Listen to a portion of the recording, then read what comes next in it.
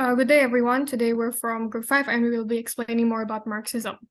So my name is Kathleen and I'm with my teammates, Sabrina, Rifda, and Fanes. So first we'll start with a brief introduction to Marxism. It was developed by Karl Marx and to a lesser extent Friedrich Engels. It is a social, political, and economic theory, and it's based on the idea that society is divided into classes, and that the struggle between these classes drives historical change.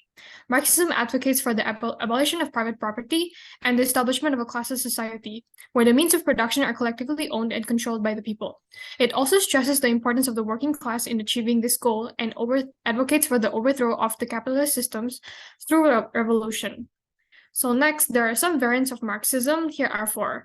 First is Maoism. When the Chinese communists took power in 1948, they brought with them a new kind of Marxism that came to be called Maoism after their leader Mao Zedong.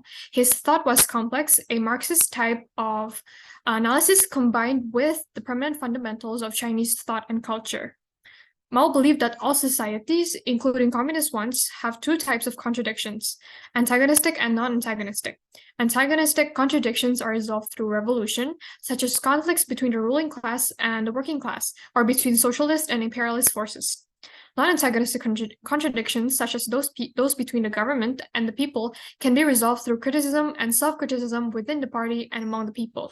Second is Leninism. It is a variant of Marxism developed by Vladimir Lenin, who was the leader of the Bolshevik Party in Russia. It emphasizes the need for a highly disciplined revolutionary party to lead the working class in overthrowing the capitalist state. This party is often referred to as the vanguard party. Lenin believed that capitalism had reached its highest and final stage of development, imperialism, in which monopoly capitalism had become dominant and led to the exploitation of workers and the oppressed nations. He saw the state as an instrument of class rule and argued that it needed to be replaced by a dictatorship of the proletariat, a state in which the working class holds political power. Leninism also emphasizes the importance of internationalism and solidarity among working people worldwide. Third is analytical Marxism. It is a variant of Marxism that seeks to apply rigorous analytical methods to Marxist theory and to incorporate insights from other disciplines such as economics, philosophy, and sociology. It emphasizes the use of formal models and logical reasoning to clarify and refine Marxist concepts, such as exploitation, class, and historical materialism. Analytical Marxists often challenge traditional Marxist theories and assumptions, and they have been critical of some aspects of Marxist practice, such as the Soviet Union authoritarianism. Analytical Marxism is known for its attempt to reconcile Marxism with liberal democratic values and its rejection of traditional revolutionary strategies in favor of a more gradualist reformist approaches. And fourth, we have Eurocommunism. It was a variant of communism that emerged in the 1970s in Western Europe, particularly in Italy, France, and Spain. It represented a break from the Soviet model of communism and rejected the idea of a one-party state. They also emphasized the importance of human rights, individual freedoms, and social justice. Eurocommunism advocated for a more decentralized and participatory approach to politics and rejected the Soviet Union's authoritarianism. While Eurocommunism was influenced by Marxism, it was seen as a distinct and independent movement that sought to adapt communism to the unique circumstances of Western Europe. Next will be more by Sabrina.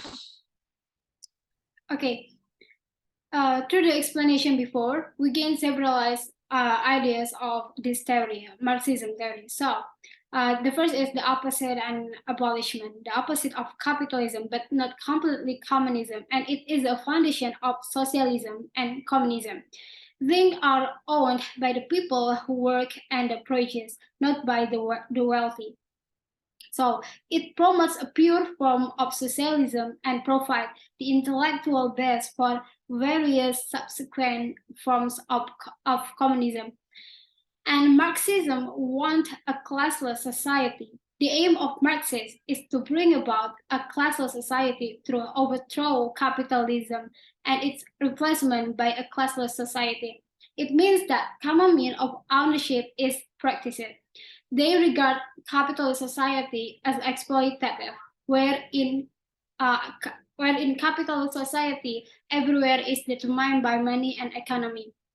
And the second is historical materialism. So here means that is a central concept in a Marxist in theory that posits that The economic and social condition of a society determine its political and cultural development over time. In other words, material conditions and economic relationships are the primary driving underlying material factors.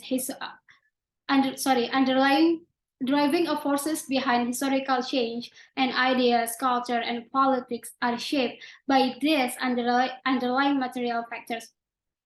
Historical materialism sees that the development of human society as a series of stages or methods of production, each will with its own dominant economic system and class relationship.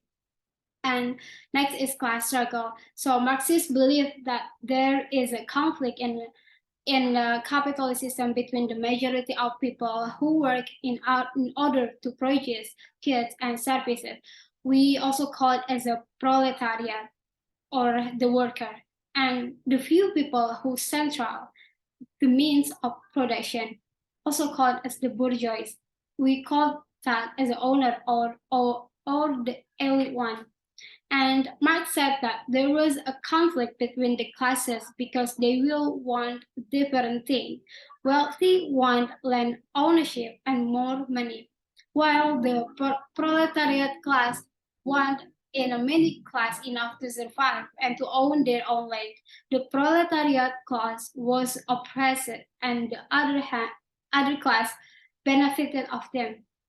So the last is social revolution. So social revolution here means that constant revolution. Marxists argue for social revolution that would result in shared ownership of goods, services, and the means of production. This would create a community society where everyone would contribute and benefit according to the needs and means. And this can affect society because of the tension between the classes. There will always be revolution and new societies being created. The proletariat class will revolt and try to a better condition constantly. Okay, next. Okay, next is origin of theory of Marxism.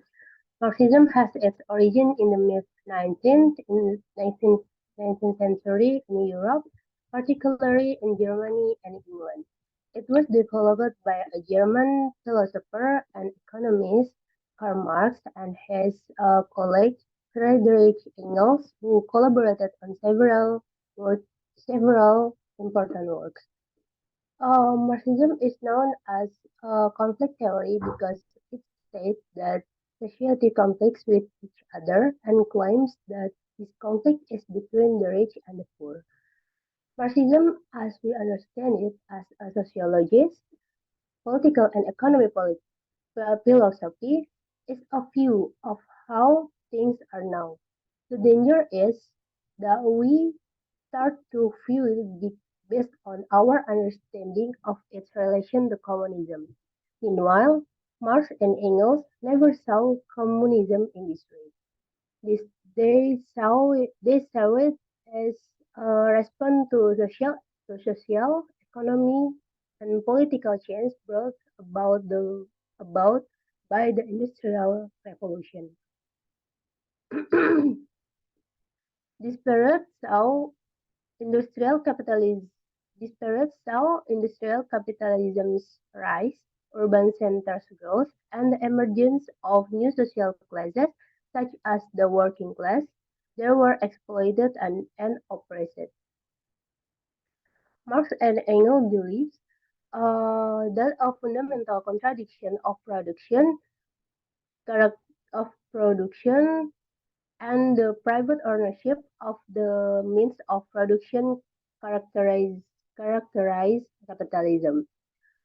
They argue that capitalism exploits workers by paying them less than the value of the goods and services they produce, thereby generating a surplus appropriated by the capitalists as profit.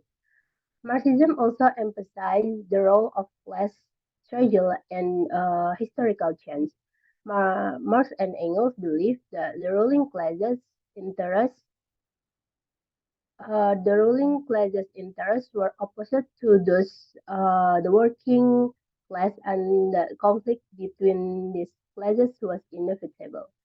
They saw the struggle between these classes as the primary thing of a historical change. They believed that the working class had the potential to overthrow capitalism and create a more just and equal society. Over time, Marxism has been adapted and developed in various ways. Different schools of Marxist thought have emphasized other aspects of the theory, and Marxist ideas have been applied in multiple political contexts. Despite despite its diverse and sometimes controversial history, Marxism remains an important theoretical framework for understanding social and economic inequality. It continues to influence debates about the possibilities for building a more just and equitable society. Next, explain by Panas. Okay, so this is a theory in application. Next, please. So Marxists claim that education tries to legitimate and reinforce class and this these parties by creating a servile class and workforce. Education also educates offspring of capitalist ruling class for position of power. And the functionalist assumption that education creates equal change for all and that is a fair system. And according to Marxist, it's a capital fiction. It's sustained in order to persuade the working class, or we can say the proletariat, that their subjection is normal and natural, and that they have the same interests as the capitalist ruling class. This is referred to as a false consciousness in Marxist parlance. Education legitimates class inequality by creating and propagating the words that develop false awareness and blame the working class for its shortcomings. Carmax investigate alienation within the educational system, and Marx's thesis of alienation was based on the premise that people feel alienation from human nature as a result of societal division of labor.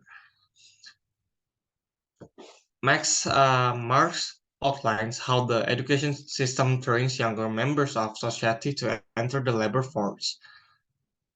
Next, please. And this is the theory and application that Maxims has been applied in various ways in different parts of the world, particularly in 20th century. Some of the most notable, like the example, include like there's a Soviet Union. Sorry. First, there's after the Bolshevik Revolution of 1917, the Marxist Leninist theory was applied in the Soviet Union, which was the first country to establish a socialist state. The Soviet Union developed a plain economy, collective arbitrary, and creating a classes society. However, the Soviet Union was critic for its authoritarianism, lack of democracy, and human rights. And the second, there's China. Mao Zedong adapt Marxist theory to Chinese condition and led the Chinese Communist Party to victory in the Chinese Civil War in 1749. The Communist Party implemented the socialist policies and such as land reform and regulation of industry and South Korea classes. However, more policies also lead to human rights abuses, famine, and economic station.